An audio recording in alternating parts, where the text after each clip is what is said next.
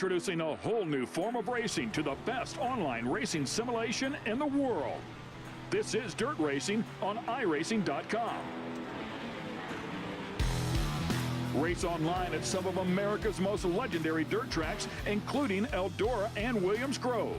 iRacing is the premier online racing game featuring NASCAR, IndyCar, sports cars, and now World of Outlaws, the leading sanctioning body for dirt racing. iRacing is easy to use and features a centralized ranking system to make sure you have the best experience at any skill level.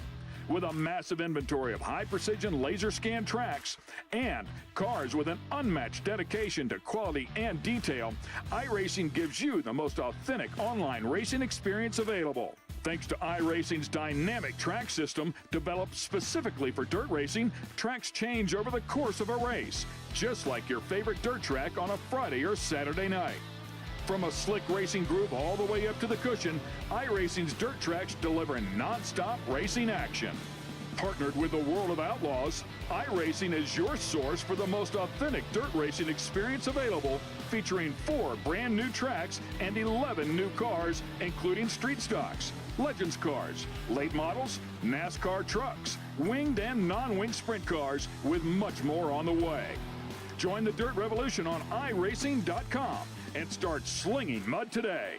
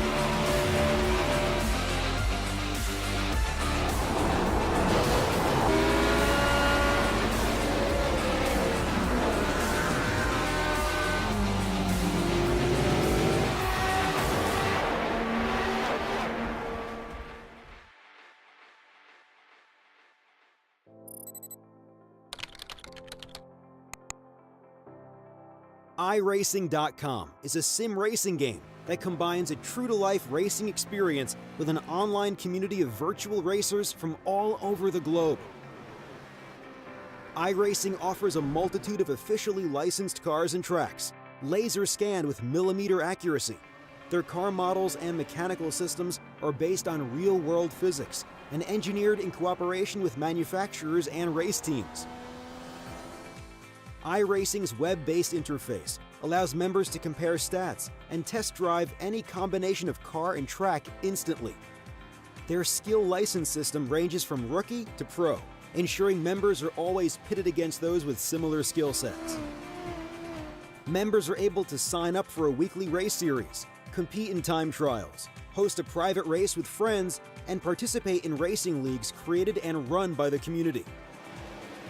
With over 60,000 members, iRacing works in partnership with renowned motorsport organizations like SRO Motorsports Group to deliver virtual races based on the real-life Blancpain GT series.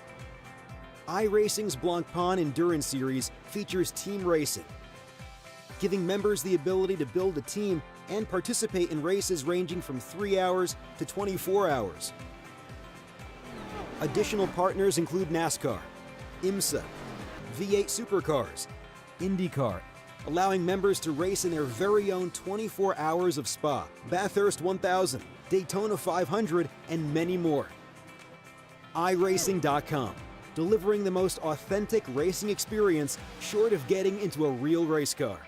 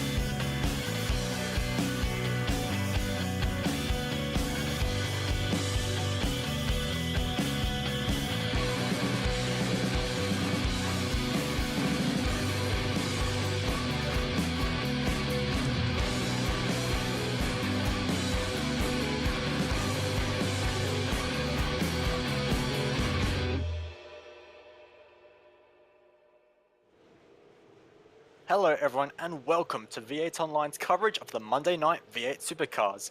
Tonight we head to a track never before seen on the calendar. It's the Snetterton circuit in Norfolk, England. When the track first released, everyone rushed to get to grips with it. However, most went to the 300 layout of the circuit, but tonight we're using the 200 layout, which makes the second corner on the track arguably the most important of them all.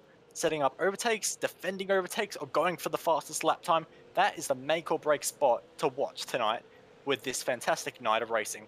Alongside me tonight in the commentary booth is a man who isn't in the best of moods as he's only recently lost his most prized coffee mug, but he's here regardless. It's Mr. Jake Kennedy. Hello, Bo. Hello, everyone. Thank you for joining us. Yeah, a little bit devastating. I've lost my favourite coffee mug, so luckily I'd finished my coffee, or else I'd probably be in a really bad mood. But it should be a very, very fun night of racing tonight. A lot of drivers have been very, very vocal around the addition of Snetterton and which layout we should be using. And the 200 layout has had a lot of similarities linked to the amazing Sandown we see in Australia with two big long straights and two heavy braking opportunities, which will bring on some interesting passing moves. But as you said, turn 2 will be the key as they come through the sweeping bend and into turn 2. Big lunging under brakes at the hairpin there. It should be a lot of fun tonight. I'm really looking forward to seeing how this all plays out. Yeah, it's going to be an awesome night of racing, and if the overtaking into turn 2 and all the other places around here weren't enough, we're expecting 2 pit stops tonight So that's going to be a lot of strategy coming down into these races tonight. It's going to be 43 laps, so these drivers are going to be seeing this track many, many times. But it is going to be action-packed all the way through. So we have some big names in here, all the way from F1 World Championship driver Kazuki Umeshima, all the way to Cameron Dance, our V8 Online commentator. So very packed field tonight, Jay. Yeah, and the qualifying is probably a little bit more spread than what we would normally see too, especially around such a short circuit. At the moment, Dane Warren in P1, but as you said, some big names out there on track tonight. And Umeshima on screen at the moment, of course, as you said, Formula One driver for the Radicals team. Very, very accomplished driver in the sim racing world, but last week we saw him struggle to get to grips with this big, heavy V8 Supercar. It'll be good to see if he's come to grips a little bit more and around this brand new circuit for everyone, being Snetterton. Yeah, absolutely. I mean, some people might not understand what a big gap it is between the F1 and the V8 Online, but Umeshima is finding that out the hard way, as, like you said, struggled a little bit last week, but this week, as you also said, is a new track for everyone, so if he's going to have any chance to play with these big boys up front, it's his best chance for it, but he's just about to start his first lap now, so we'll let him go away. But at the moment, out front, it is Dane Warren on the fastest lap with an 8.6, and he's almost 2/10 clear of Luke Harvey in P2. And those two have been fighting it out all week in the officials, so we're expecting a good race at the front at least. Yeah, it should be a pretty interesting battle up the front, and pit stops are going to be key for tonight, as we said. With the drivers having to do pit stops, it will be very, very interesting to see how they play out and how it all works with that. If you look at the championship standings, Dane Warren leading. Fairly decent lead over Marlon McMullen, who currently is in third in this qualifying session. Riley Blythe in third, and then Chris D'Angelo, Jason Quire rounding out the top five. Some names in that list who are not here tonight. Corey Preston sitting this one out tonight, and a few others inside that top 10 mark who are not here. So deciding that Snetterton isn't for them. Probably not the best track to try and get some championship points. And probably make a return next week, which will be a good track at Summit Point. Yeah, Summit Point's going to be madness in the V8 Supercars, and I can't wait to see what they do around there. We saw just how manic the MX-5s were, so when we have cars that are, 5-6 times more powerful, it's sure to provide some fantastic racing, but bit of a shame we don't have all of those guys racing here tonight, but it will mean the championship will shuffle around ever so slightly heading into this next round. So it'll be interesting to see just who comes out on top in the championship standings after tonight. Umeshima moved up into 8th after his first flying lap. Cameron Dance on screen, currently way back in 20th on his first lap. Done a 1:10.5. I would be guessing he has just jumped in the car for his first ever lap. Be very surprised if he's done a whole heap of practice, Cam. Usually out there in the dirt, probably not as familiar driving on the asphalt. Oh, Cam's one of those drivers that, you can give him a steering wheel. He doesn't care what it's connected to. He'll drive it. He does skippies, he does Formula Renaults, he does V8 Supercars like we're seeing here as he gets ready to start another lap. But unfortunately, the clock is not going to be in his favor. But Cam, he adjusts to a lot of cars very quickly. So by the end of tonight, I'm sure he'll be right up there fighting out with some big lap times. Yeah, very, very smart head on him in the way that he races. So we'll no doubt see him pushing on, and everyone has now completed their 2 flying laps. The clock has just hit 0. We might run through the starting grid. So it's going to be Dane Warren kicking it off from pole position, as he has done a couple of times this season. And behind him, he has Luke Harvey, who has taken some race wins in the official series so far this year. Marlon J. McMullen and Brian Borg will be in the row behind, with Michael Taliancic and Craig Jones in 5th and 6th.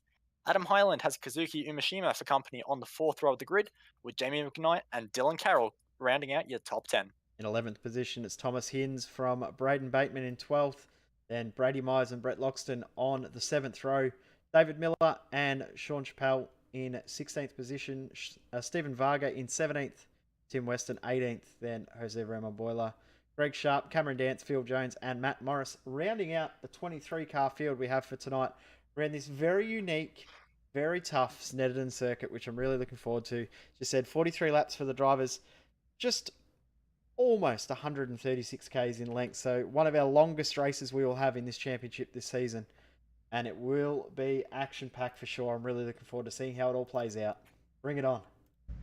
Oh, it is going to be an amazing first lap because we get off the line, a big sprint to the first corner, which is a high-speed right-hander, and then the next corner you're faced with is one of the tightest corners on the track, if not the tightest, which leads onto one of the biggest straights of the entire calendar, basically. So this first lap is not something you're going to want to take your eyes off because it is all going to be happening on the run into turn 1, 2, 3. All 43 laps are going to be chaos. That is 100% true, and it'll be interesting to see what happens between Dane Warren and Luke Harvey. We've obviously seen them team up in the V8 Scop series. Of course, side by side on the front row for this one. As the revs rise, we're getting ready to go. 43 laps of Snetterton are away, and Harvey's missed it, hasn't got it into gear. Big impact back in the field. Harvey completely missed the start. Big crash back in the field. Oh!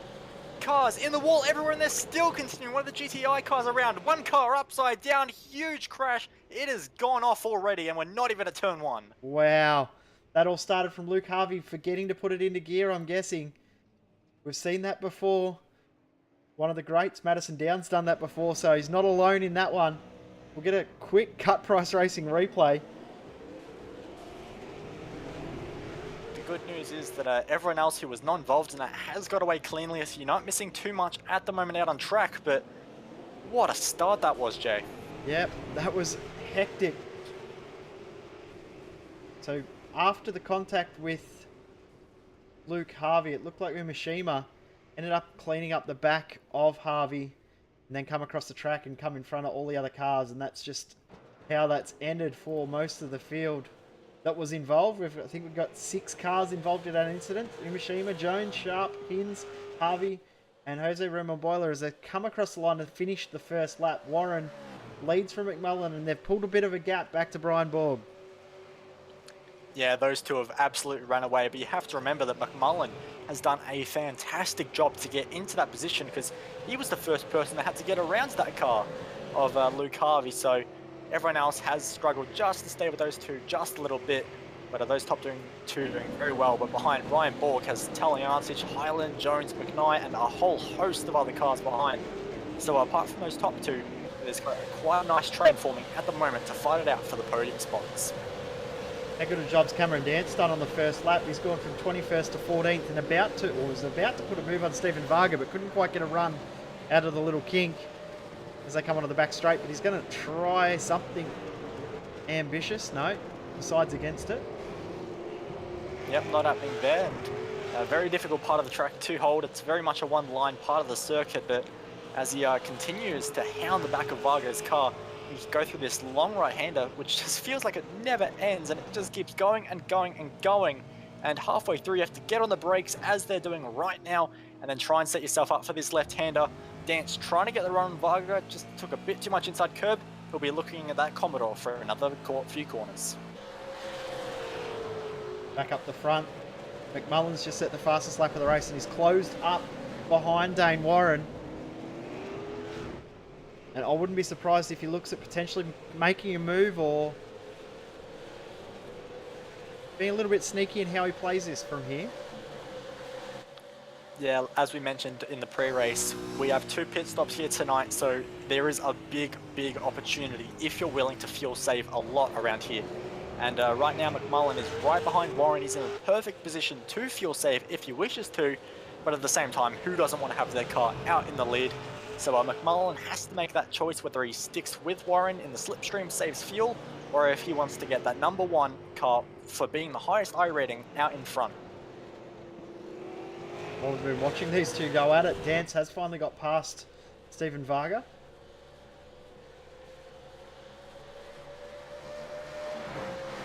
So his next target would be Sean Chappell, who was just absolutely binned it at the final corner, and even though he was almost a second behind going into the corner, Cameron Dance with the biggest run you've ever seen. Oh, that's a very aggressive move. Almost puts himself into the pit lane. Cameron Dance is dancing on the brakes now. Up the inside. Job done. Did not expect to get that done so quickly. But out of nowhere, Sean Chappell tried to get him on the exit, but it just was not happening. So Cam Dance puts himself now up into P12 as he gets the big wiggle out of the third turn. So he's flying his way through the field from his starting spot back in 21st. He's the biggest mover at the moment, but let's see if he can close down that mammoth gap to Brett Loxton, which continues all the way up to basically third position. That is a huge gaggle of cars. Yeah, so you got Brian Borg currently in third. Good job from him. He's improved so much over the last few months. Borgie now a real contender to potentially win one of these races this season. He's doing a good job holding off from Michael Taliancic, Adam Hyland, and then a little bit of a gap back to Craig Jones. And then there's a big train of cars with Jones, McKnight, Bateman, Carroll, Myers, and Loxton. And then Cameron Dance, as you said, he's a fair way behind, but the pace that he's got, I don't think it'll be too long before we see him up there. No, not at all, and that would be fantastic to see a massive train there of almost 10 cars all following each other one by one around this brand new Snetterton 200 circuit. It's quite the debut this track is having. It's already provided a lot of action in just the first few laps. We're now working lap 5 of 43, and still so much left to happen in this race. It's anyone's game. And the laps are just going by so quick too. It's scary when you look at a race, and most of the races we've had have been around the 18, 20, 25 lap mark. You see a 43 lap race, you think, oh geez, that's going to take forever. It's only 68, 69 seconds to get around this place. It's flying by pretty quick. It certainly is. Each lap is under 70 seconds, so, and that's in race pace on a fuel tank. When it comes to the end of the race and these guys are on a lower fuel tank, it could get even quicker. So this race will fly by pretty quick. And but for these drivers out there, especially for Dane Warren right now, who's out in the lead, just marginally getting that gap from Marlon McMullen, it is going to be a very, very long day from him, holding all that pressure on him behind. Gap between Hyland and Jones has stretched out a fair bit as well. That battle pack sort of stretching a little. Braden Bateman looks like he might be the one that will apply some pressure on his teammate in Jamie McKnight, just up the road. Just quickly to throw off track there, sorry Jay, Luke Harvey's just gone into the chat and basically just said that he had an issue selecting the gear. He didn't forget to get the gear, it was just an issue actually grabbing the gear, so a bit of a fault there on the Ace 10S Falcon. Unfortunately, he's going to be having a bit of a word to his mechanics tonight, but that's unfortunate for Harvey there, starting on the front row. Yeah, really disappointing. He was in for a really good show. The lap time that he put in for quali was very, very good, so a little bit disappointing in the way that that's ended for him and a few others, but that's racing. That's happened many times before. It will happen many times again. Seeing a very interesting battle between Stephen Varga and Sean Chappelle at the moment. Yeah, these two are very, very close to each other, and Varga is getting ever closer in that slipstream as they head down this front straight towards the terrifying turn 1. And I think the best opportunity for Varga here is just to take a wide line, try and get the best exit you can, and try something into turn 2, which we said would be the action place here tonight. But so far it's all been on the front straight, but as you can see there, Varga just moving slightly to the right, just trying to fill the mirrors there off the 23 car of Sean Chappell, who gets a good exit and manages to pull the gap on Varga just a little bit. But at the pace these two are running, I expect to see these guys locked together for many more laps to come. They're actually lapping around a little bit quicker than Cameron Dance since he pulled ahead, so wouldn't be surprised if they start to catch back up to him, because he is not making an impact as quickly as I thought on that next pack of cars, which has stretched out a fair bit. And in saying that, Craig Jones, who had pulled a gap on Jamie McKnight, has now got him right on his tail again. Yeah, he has, and he knows that too as he goes defensive almost out of the final corner, just moving to the left instantly to break slipstream of Jamie McKnight just behind in that bright orange Falcon. And Craig Jones has sadly left Adam Hyland slip ever so slightly, and he's going wide into turn 1, which is going to open the door ever so easily for Jamie McKnight. He has a look now into the turn number 2, late on the brakes. These guys are giving each other no room, almost missing the apex there as they now flick into the left-hander, still side by side. It's going to be a drag race now, and Braden Bateman is just clapping his hands right now, hoping for something to happen between these two. But it's Pagny versus the WPC concreting Falcon. Falcon versus Ford down this straight. Who's going to be braver? Under brakes. Here we go. Yeah, McKnight got out of it a little bit early there, and Bateman was going to go very, very deep, and Carroll's now having a real look too. So Dylan Carroll's one to watch here. He's never been scared to be aggressive in the way that he overtakes, which is a style I quite like to watch. It's always entertaining. Here he goes. He's almost thought about going around the outside. Here comes Carroll. No, it stays in line.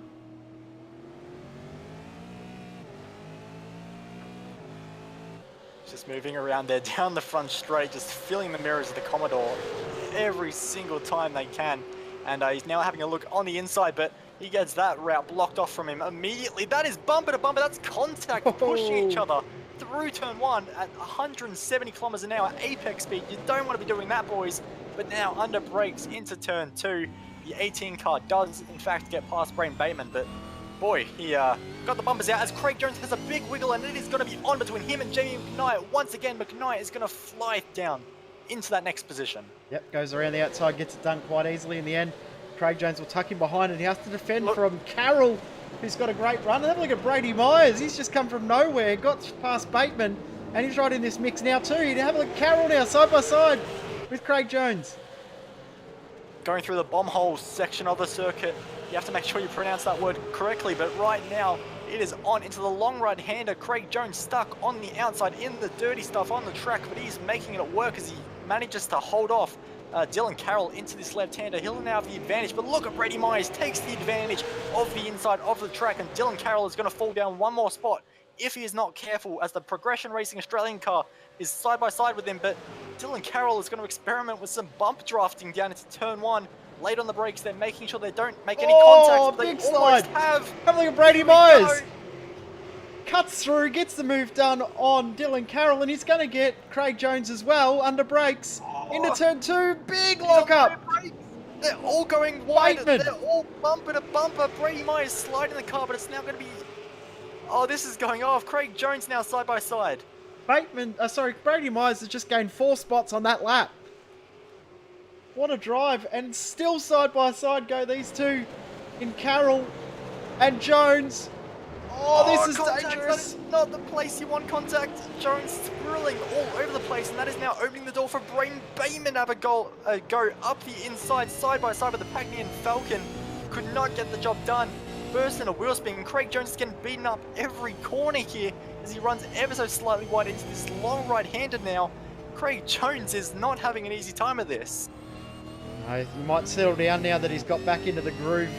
Once you get caught offline at this track, it's very, very tough to get back in there if someone takes the spot.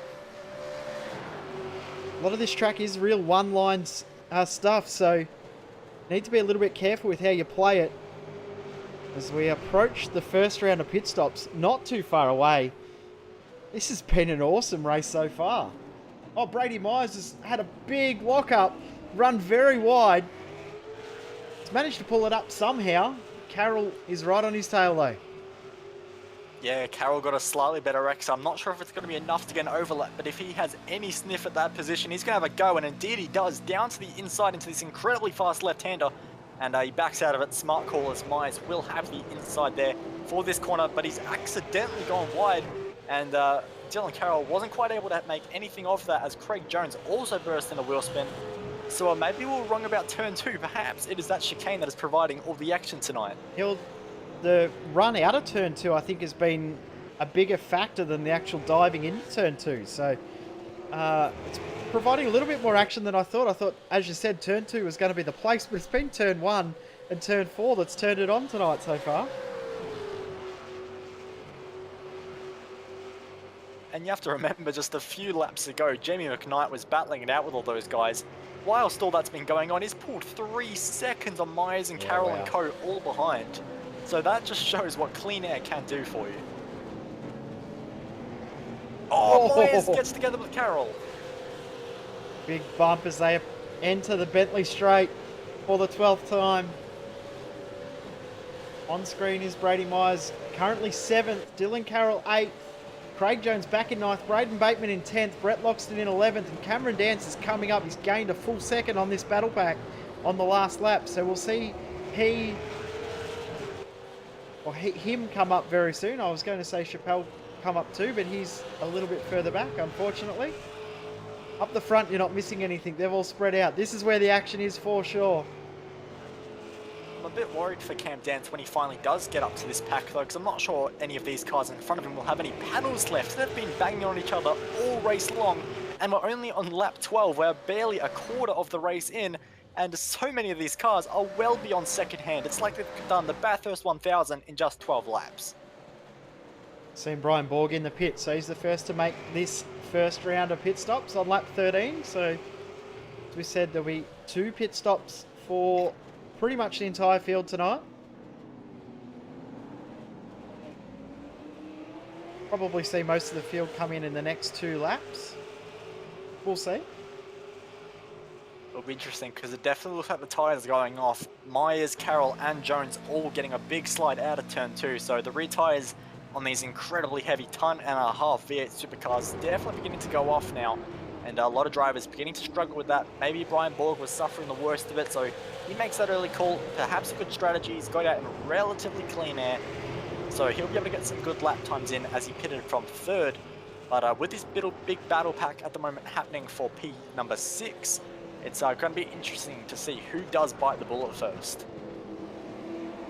Yeah, they've all been very, very aggressive on the loud pedal too, so definitely won't be helping any of these guys if they're in the economy game. In saying that, Brett Loxton has come in. He was probably the one out of that pack that was really not getting himself too involved in it, just sitting back and watching.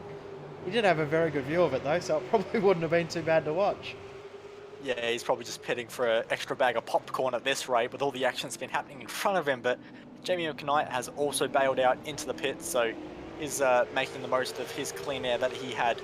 So they're all still going on out there as Dane Warren and McMullen still lead out front, 1.5 seconds separating those two. So nothing really happening there with Taliancic and Highland currently filling 3 and 4. So these guys are still all yet to pit. We'll let you know when they do. But the big interesting battle pack where everything's going to be going off is going to be happening for P5 now. Saying that, I'm just seeing a pass finally done. Stephen Vargas now ahead of Sean Chappelle as Marlon McMullen enters the pit lane. And he's going to be the only one in that top 4 to dive into the pit. So he's playing the early card. We said earlier in the race he might be fuel saving behind Warren. Well, he definitely was not. So Warren now has that lead all to himself now as that battle pack for 5th still continues to all stay out.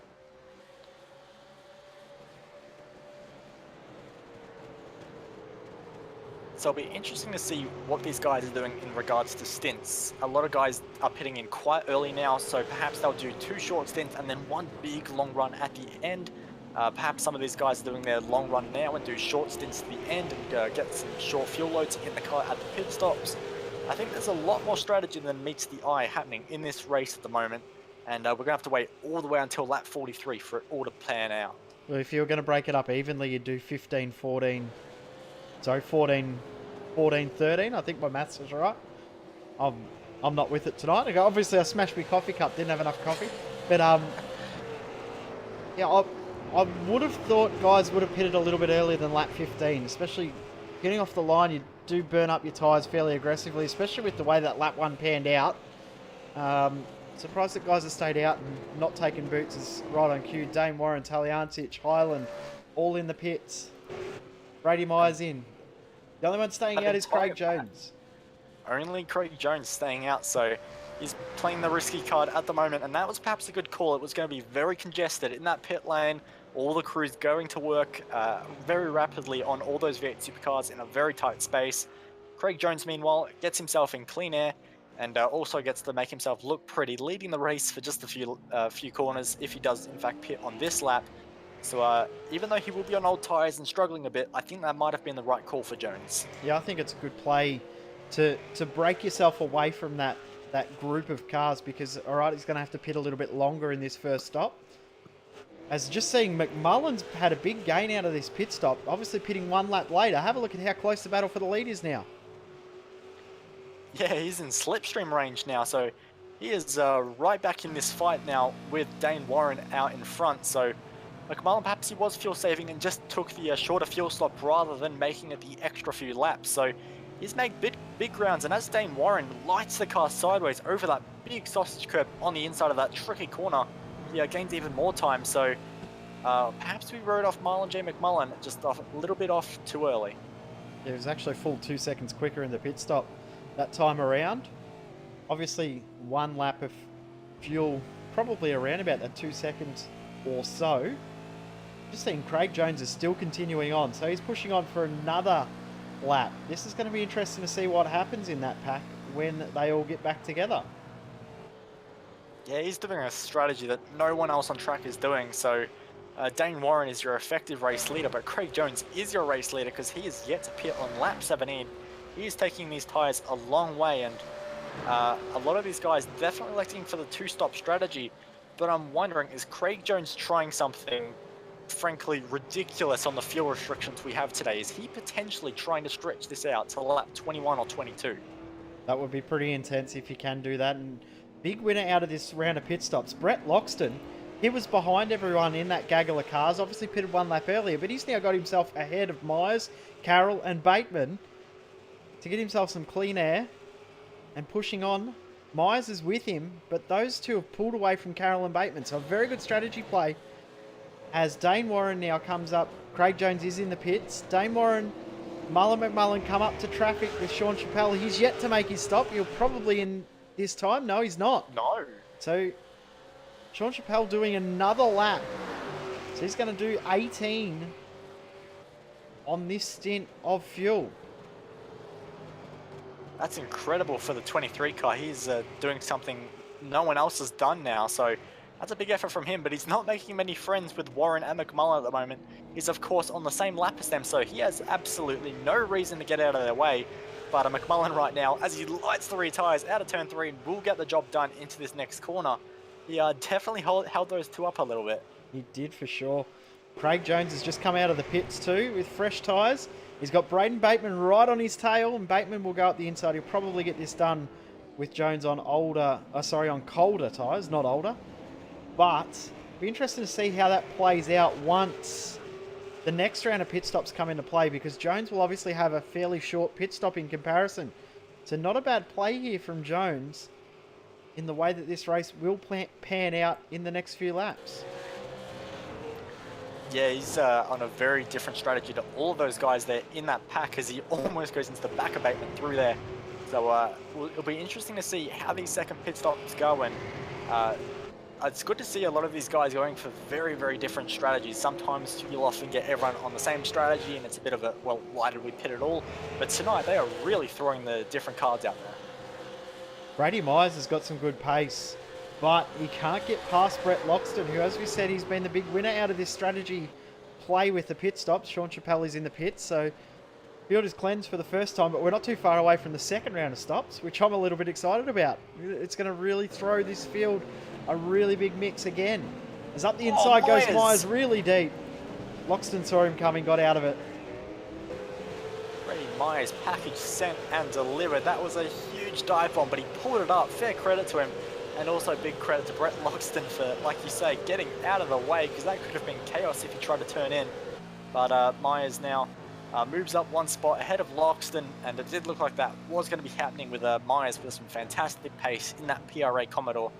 So it'll be interesting to see if he can close down Jamie McKnight, who still has that 3-second buffer simply from getting out of that battle pack early.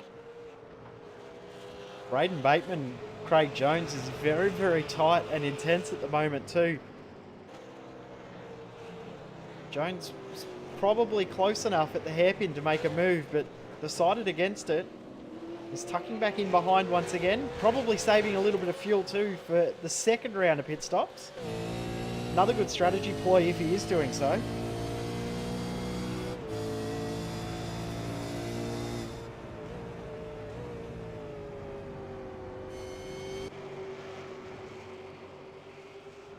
I think he might make a dive here.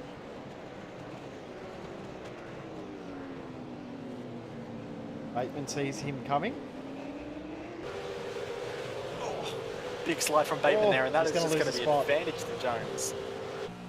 So there we go. Jones now is going to get the job done pretty easily into this next corner, as Bateman just could not get the traction through those Dunlop tyres, and he's going to slot there into P number 10. So that's a good job from him there, and we'll see if he can now hunt down Dylan Carroll, who is only just in front, like a carrot on a stick in front of him. So we'll see if he can close that gap down, but Jones with a very good move there.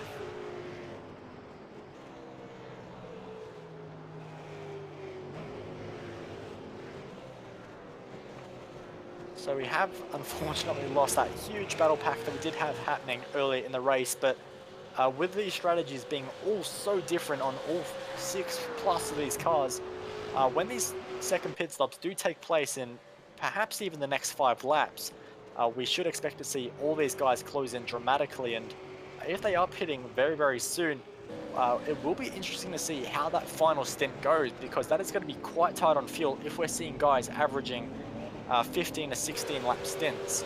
So that'll be one thing to keep an eye on, but at the moment it is all status quo with cars all spread out by about a second, and they're all just trying to play their fuel numbers as they can and get the best lap times out of these tyres. Interesting too, we saw Craig Jones, he did 17 laps on the first stint, Sean Chappell did 18. Reverse back from 43 means a pit window opens in about 4 laps for some guys. Would not be surprised if someone pits really early, gets some fresh air because there's going to be no one around, and could make a little bit of a move and gain some spots that way. Find out soon enough. Yeah, it's something you don't want to be missing, because as hard as it is sometimes to pass on track, it is very easy if you play your cards right and can get something done in the pit stop. So that's how a lot of people will be hoping to do their passing today. But I'm just looking at Craig Jones. He, of course, did that very, very long stint at the start and is now on much fresher tyres than anyone else. Last lap, he got past Braden Bateman. This lap, he's looking at Dylan Carroll. He's closed up so much and has pulled away from Bateman so quickly that he has made the strategy work perfectly. It's been a very, very good ploy for Craig Jones. He's pulled, 1.5 seconds already on Bateman in, 1.5 laps or so? It's a pretty good bit of driving from Jones. Of course, tonight we are live for the first time as well for Monday Night V8 Supercars on MixLR. So head to mixlr.com/V8online-radio and you can listen to an audio stream as well. So if you are watching us on YouTube or Facebook and know in the future you won't be able to watch us but have the facilities to listen, you can listen to our commentary through that as well. So big thanks to Isaac Edwards, who is organising and putting that up for us. So be cool to have an extra outlet to catch your V8s online action.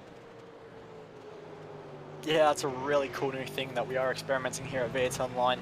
And that's not the only thing we're starting to experiment with, because Jay, I believe you've been working on some new cameras for us. Yeah, we've got some new cameras out. They are available on our Discord, available for anyone. So doing some real life camera packs, some obviously make-believe camera packs, but something a little bit different from everything that is out there. So something a little bit more unique to us. So feel free to jump on our Discord. They're all available there. We've got a few cars and a few tracks up already, and we'll post most of our stuff up every week. So make sure you jump on and steal some cameras. I'm happy for you to use them however you like. So there we go. There's our plugs done for the day, but still watching Craig Jones as he is almost into the back of the 18 car there through that final corner. And Dylan Carroll is not making this easy at all on the Pagnian Falcon there. So flying now down into turn 1. Craig Jones not quite close enough to get a move done, but he wants to very, very quickly because he has those fresh tyres. He has the ability to catch any one of those cars just in front of him. And right now, Dylan Carroll is just being that blocker, which is not allowing him, as Jones going very deep on the brakes there, wanting to get past Carroll, but just not able to. So Carroll right now is absolutely ruining Jones's strategy, as they duck out of the way there of one of the lapped cars that got involved in that hectic first lap, which sadly took out quite a lot of cars, 6 cars I believe.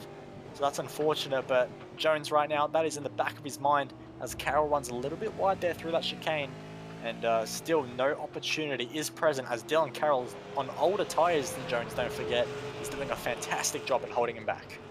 As they cross the finish line this time around, pit window will reopen for the second round of pit stops. So it's going to be interesting to see if anyone does dive in, what they do in regards to this strategy play as we approach this point in the race, which I'm really looking forward to seeing how this plays out. I think Craig Jones is going to be the big winner out of this strategy play that he has come up with. But he's putting a lot of pressure on Dylan Carroll. Yeah, he is, as we run into turn 2 once again, and no opportunity once again for Jones, but I think at this point the best of Jones's tyres might be already gone, so Carroll has done a fantastic job at defending that P number 9 from Craig Jones, and Jones just beginning to overheat those tyres a bit too much, working a bit too hard to get past that number 18 car. So it'll be, if he does in fact get past, it'll be interesting to see what kind of inroads he can make on Brett Loxton, currently holding down P number 8. And right now Jones just does not have the opportunity to get past Carroll. So at the front, the field has become very spread. English isn't one of my strong points at the moment, by the sounds of it. Dave Moran leading by 4.5 seconds over Marlon McMullen. Brian Borg doing a great job in 3rd position. He's got about 4.5 seconds ahead to McMullen, 6.5 seconds back to Taliancic. Then Adam Hyland in 5th, Jamie McKnight in 6th. Brady Myers has cleared Brett Loxton now, so 7th and 8th for Myers and Loxton.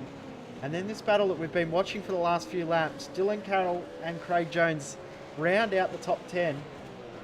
And I think this is where the action's going to be before this next round of pit stops.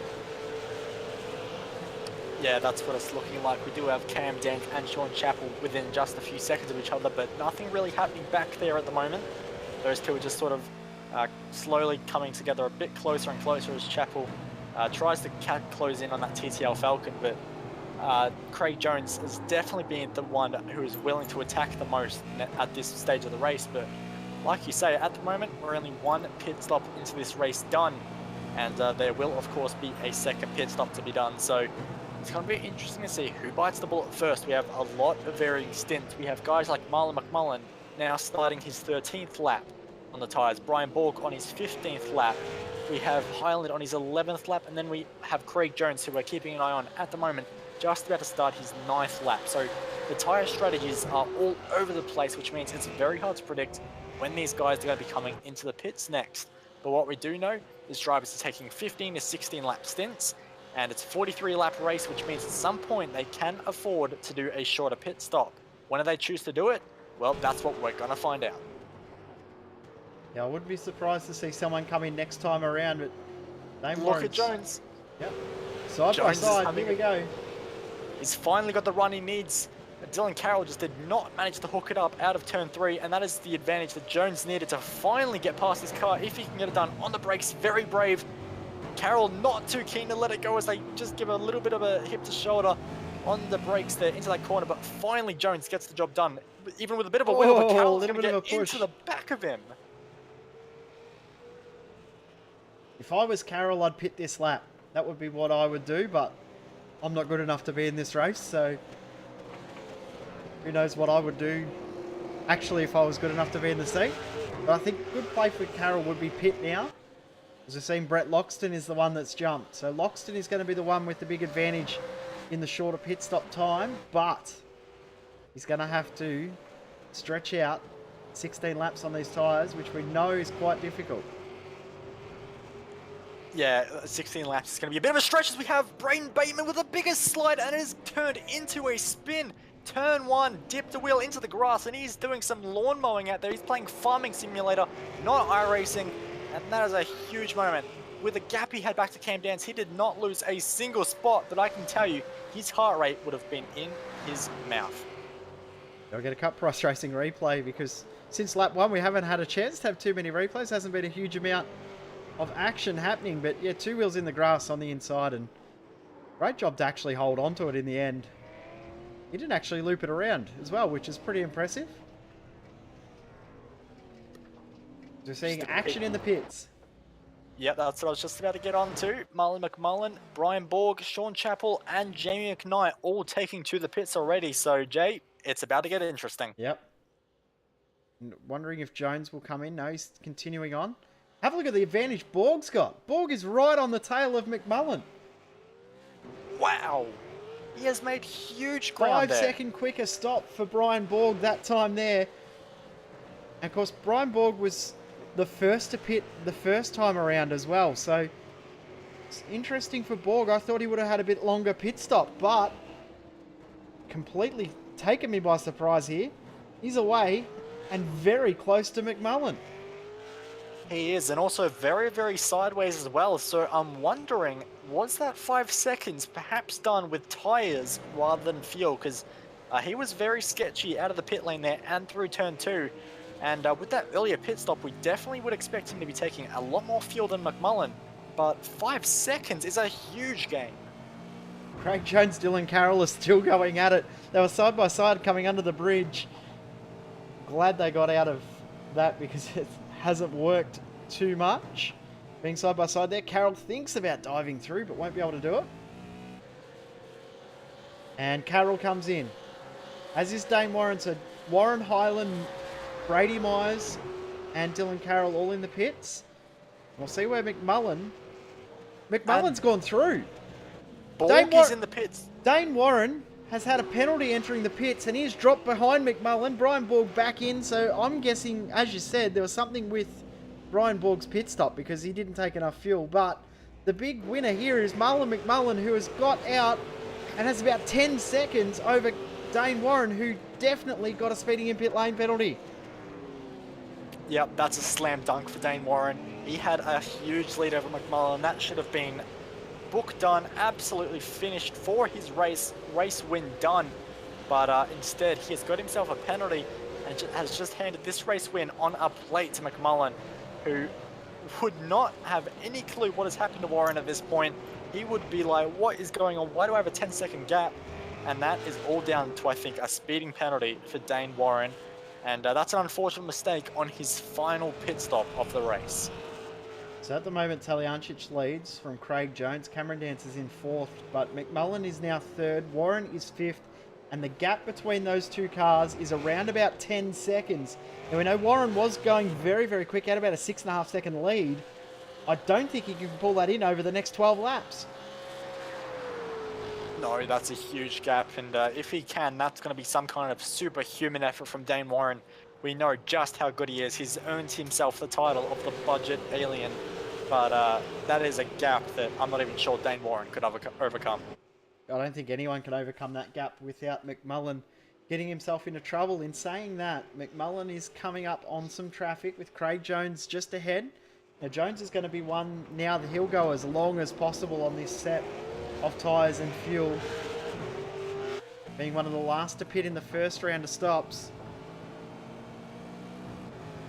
Oh, Jones! Just run it off. Craig Jones off into the grass with a huge moment at the bomb hole corner, and he is still out doing some lawn mowing, and he cannot get it back onto the track. He recovers now, but that is a gift for Marlon McMullen. That could have been a huge worry for him if he could not get past Jones, but Jones with a huge error there. That was massive from Jones. He's done a great job to manage to not put it in the fence. We were watching on board there with McMullen, and you could see the big drift session going on for Jones. He's done a great job to get it onto the track as quick as he had with as much speed as he had. But that's an unfortunate way for Jones to end what was shaping up to be an interesting end of the race between he and Dylan Carroll. We go back live. Dane Warren has just gone past Cameron Dance. The gap between McMullen and Warren is 8.3. Oh, sorry, 10.6. 10.5, yeah, 10.6 seconds. So that's a big gap, and as we were saying, I'm not sure Dane Warren can quite do that, but he is still running an effective P2 once Jones and Talyancic has already pitted. So once Jones pits, that will be second for Warren, which is still a good result, but he'll be thinking in his head, and by the way he's driving, which is a little bit more rugged than it was before the pit stops, I think he knows this might have been the one that got away for him. Just looking through the field, have a look at the battle at the moment for 13th and 14th position. Stephen Varga, Sean Chappell. I'm sure we've said 4 or 5 times throughout the night tonight that these two are battling, because it's still going on. Yeah, these two must be attached to the hip or something. These two are still fighting it out after 32 laps, and it's definitely not the first time we've said these two are together, and they're still going at it, always within a second the entire race, so these two would be having a good scrap there. for P13, which might even get a bit higher once Cam Dance, who has now come into the pits. So we'll see how those guys all rejoin against one another. But Viger and Chappell, this has been a fantastic fight from those two. Braden Bateman, Dylan Carroll, another battle going on at the moment. Now, these guys have both come out of the pits at the exact same time.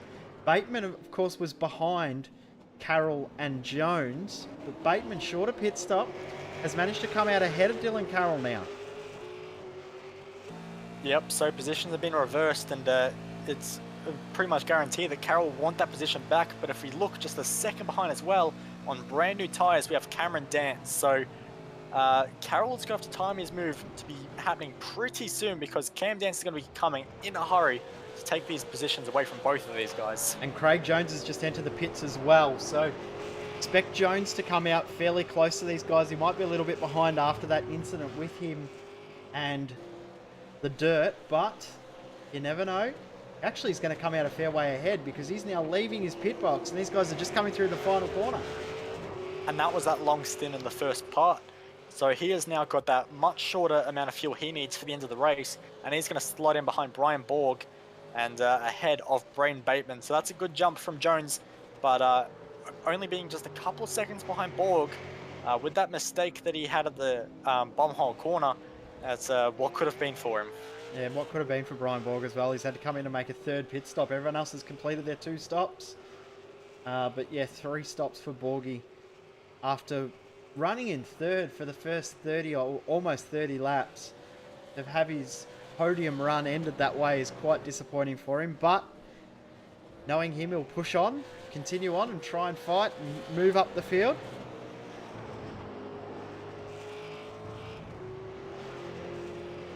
Interesting battle starting to form 4th and 5th. Just looking at the timesheets, Highland versus Brady Myers. And Brady Myers was way back in 11th and 12th, in amongst that big gaggle of cars we had earlier.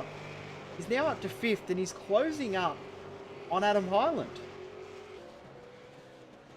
Yeah, he's doing a fantastic job at the moment. Brady Myers always has a lot of pace in that car, and as Adam Highland misses the apex by about the size of America, that's going to be even more motivation for Myers, who is now potentially in the slipstream of that Simworks Commodore. So for Brady Myers, this is game on in the final 8 laps. And Jamie McKnight's closing up on them too. So McKnight and Myers were about the same pace last lap. Highland actually was a 10th quicker. So fastest driver on track though is Dane Warren, which we are not surprised about as well. But we'll stay with this battle from Highland and Myers, because this lap Myers is caught in about 7/10. Yeah, Myers is a man on a mission at the moment, and he is flying in that Progression Racing Australian Commodore. And it's got to be very worrying for Adam Highland. P4 is a fantastic result from him. He's ranked as the 11th highest I-rating driver. So he's not the highest I-rating driver, but he is in one of the highest possible positions in this race. He's doing a fantastic job at the moment, and he'll want to hold on to that position for his life. But unfortunately for him, it's just 7/10 of a second and ever getting smaller from him back to Brady Myers. And like you were touching on before, Jamie McKnight, if anything goes wrong, he's right there, and he's not doing slow lap times either. Yeah, last lap for McKnight was a 1:10 flat. Brady Myers a 1:09.9 and a 1:10.5 for Adam Highland. So Highland definitely lost some time that last lap around with that mistake at turn 2 the lap previous, and this lap is just consolidating this time. Gap staying quite stable between all 3 of these cars. We're just seeing something happen back in the field. Dylan Carroll, Braden Bateman side by side down the back straight. And move done. The Carroll now up to 10th.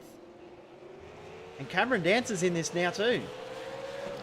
I was going to say that. So Dylan Carroll into 10th, but for how long? Cam Dance, who is a second and a half behind, but he's had a big slide there. That would have been very, very worrying for him. Almost threw it all away, and he's got a whole heap of time now to catch up, as we are only down to just 7 laps remaining. But he was doing a fantastic job, and if it wasn't for that mistake, he potentially could have had a shot at Braden Bateman on this lap.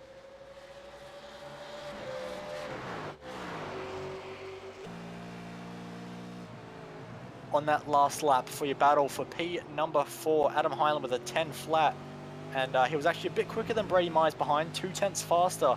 So he has responded to that pressure behind as Brady Myers gets very aggressive over the curbs there, and Jamie O'Knight with a 10.5. So O'Knight just doesn't quite have the pace in that last lap to hold it against these two. But Highland with a bit of an error there, heading through that chicane, and Myers has closed in a bit more again. So this gap between these two is seesawing a bit. Sometimes it's in Highland's favor, sometimes it's not. And Highland getting held up by one of the GTI Falcons, and that has just allowed Myers to close in night and day. And that margin that he did get on lap 36 has now all gone as they now head onto lap 38, as he now has to head under brakes on the inside of that car. And Brady Myers gets past that lap traffic even easier. So that's advantage Myers on lap 37.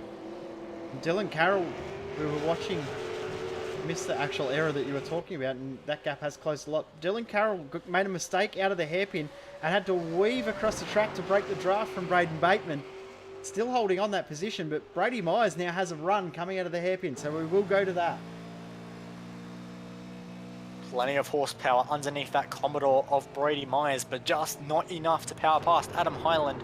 But he's right there now, and any error from Adam Highland will allow Brady Myers through. So he has to be very careful. He has to be a ballerina, as Mark Larkham would say, around this Snetterton 200 circuit. He has driven a fantastic race for almost 38 laps now. But unfortunately for him, it's a 43 lap race, and he still has to withstand this pressure.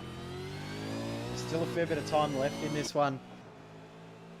About 6 minutes or so of racing left, so still enough time to get a move done, still enough time to make an error too, so needs to make sure it keeps a cool head, doesn't do anything silly. Definitely don't want to throw away a good position. McKnight's having trouble getting past the lap car as well, which I believe is Matt Morris. It's the 21 car, so that is indeed Matt Norris. Yep. Done a good job to get out of the way in the end there. Meanwhile, Brady Myers with another good run down the straight, but I'm again not sure he's going to have the run, but Adam Highland doesn't care. He wants to defend it anyway. He wants to get rid of that slipstream advantage that Brady Myers has in that bright orange car, and no move done there, but running wide through that corner and wheel spin on the exit is not going to help you in any way, shape or form, and the 22 car is now haunting the 11 car. And right now, Adam Highland has to be a very worried man through this long right-hander. Myers takes it a bit too tight and loses ground mid-corner on Adam Highland, but gains it all back under brakes now. Can he get a good run out of this corner? He gets an okay run, but Highland's just a little bit better. But how good is the slipstream going to be for Myers? Not good enough, I don't think. So how would this go under brakes into turn 2? And more importantly, how would this go on power out of turn 3? Once these guys get through this corner, I've just noticed a pass happen. Oh, big mistake for Highland. And that's all over now because that is move done unintentionally. So Brady Myers up into 4th, Adam Highland back to 5th. And we'll get a quick cut price racing replay because Cameron Dance has got through on Braden Bateman and they've lost Dylan Carroll in the process. The Bateman made a mistake coming out of the hairpin on the lap previous. And Cameron Dance got through. He's got a bit better run. And Dance up to 11th. So that's a pretty good move for him in this race. Battle that's also just come out of nothing is Brian Borg and Craig Jones. Have a look at how close Craig Jones has gone. Craig Jones has the freshest tyres of anyone on the grid, and he is flying at the moment in that Falcon. And Brian Borg will be kicking himself for that pit lane error that his team made. So this is going to be a battle of the what could have been, guys. Both could have had a very good result here today, but unfortunately just one little mistake has cost both of them. But for now, it's going to be a battle of who can get P number 8. And right now, Craig Jones has a bucket full of pace. Yeah, that pit strategy has been a big winner for Craig Jones. He's been very, very clever in the way that he's played this race out. Done something completely different to the entire rest of the field. And it's put him in a great position as he now puts pressure on Brian Borg, who's on 12-lap old tyres. Big race of what might have been for Brian Borg.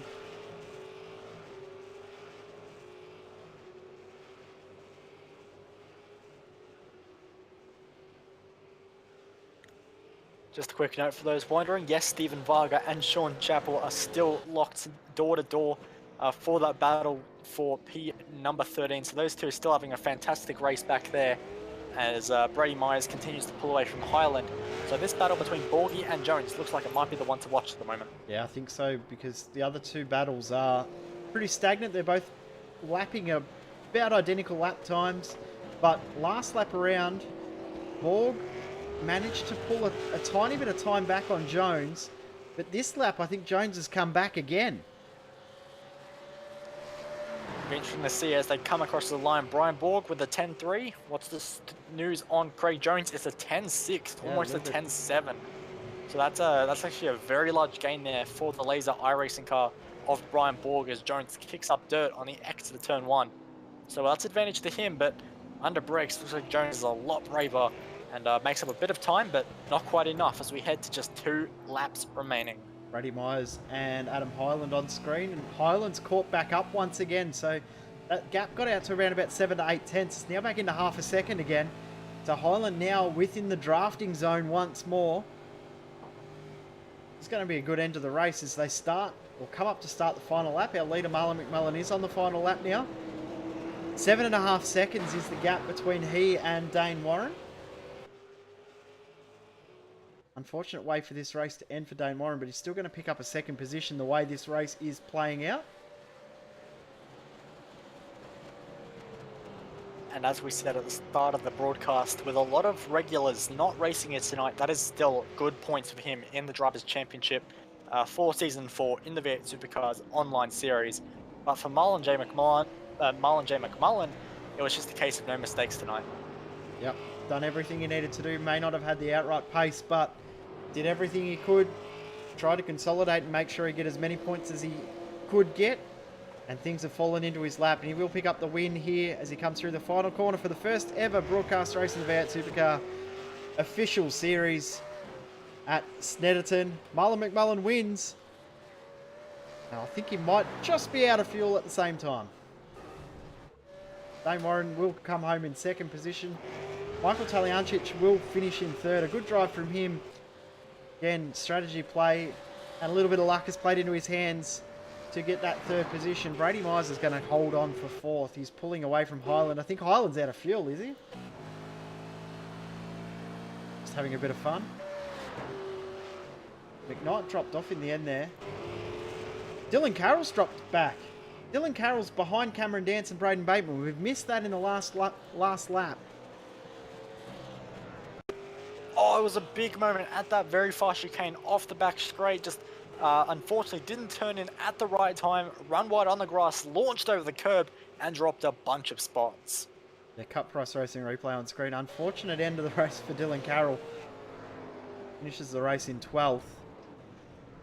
But Cameron Dance has gone from, I think 21st was his starting position. He's ended up in 10th. 21st.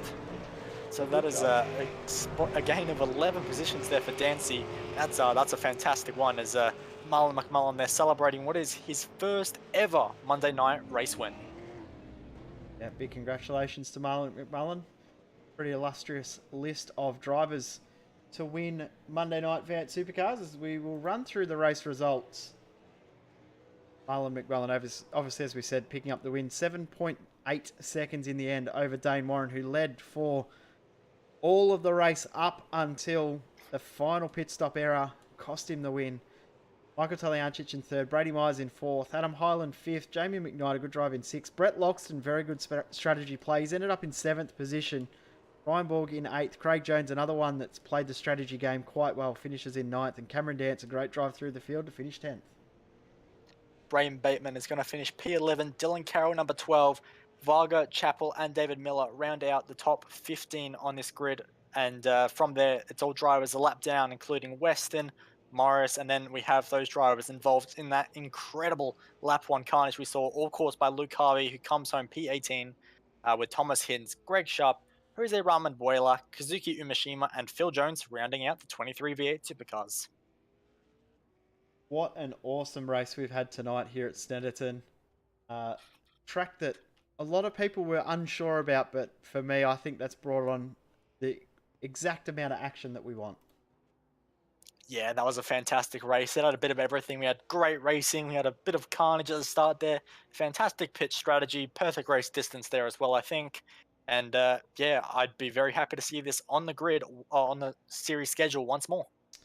Next week, we will be heading to Summit Point, a track that we always find is a little bit left field in the V8 Supercar, but a track that has a lot of similarities to a lot of Australian racetracks in being very narrow, very fast for its size as well. So that'll be good fun next week. Our next broadcast will be Wednesday night, though, Laguna Seca in the Oceanic Sprint Series. Looking forward to that one. You'll be having a drive in that, I'm guessing, Bo?